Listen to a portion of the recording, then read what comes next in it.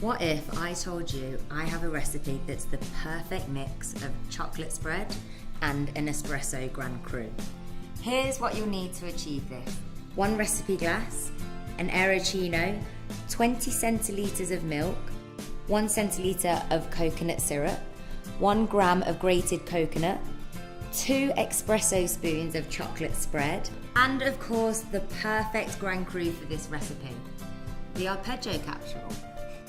To really get your appetite going, start by placing 2 spoons of chocolate spread into the bottom of your recipe glass.